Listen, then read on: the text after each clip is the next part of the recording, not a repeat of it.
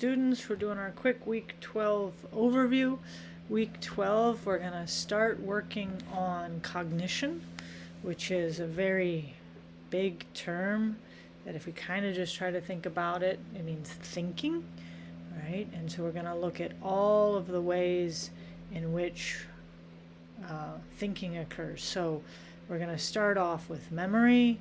We're going to look at problem solving with cognition.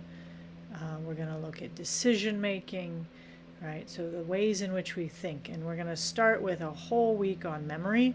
So on this so the basics of cognition, you're really looking at some terms so that we're all on the same page. And then when you do the introduction to memory concept map, I want you to keep in mind that this is about how all of these things work together. So how do we encode and store memories? How do we retrieve memories?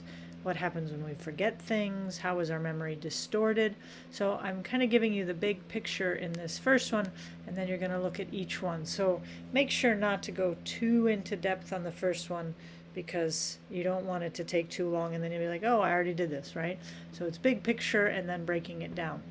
And the other thing we're going to do in week 12 is, just to get started, is this improving memory project. So this is really, remember, we're not taking tests, so this is a way I'm going to really see if you have learned about memory and how you're using it. And I really hope that this is a project that you won't just use what's here, but also use it in your other classes. So there's a review of memory that's a very good overview.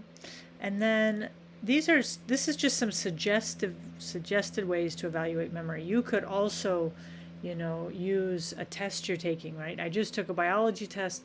This is how I did. That could count as one of your, assessments of your long-term memory. But so you're going to review memory. You're going to evaluate your memory. I have some different ways. Simon is a fun game. I had a Simon at my grandma's house. I remember playing it all the time when I was little. And then you're going to make a plan to improve memory. And the chart here is a simple way to do it. Is what type of memory are you working to prove? And I have 4 boxes because I'd like you to work on 4 things.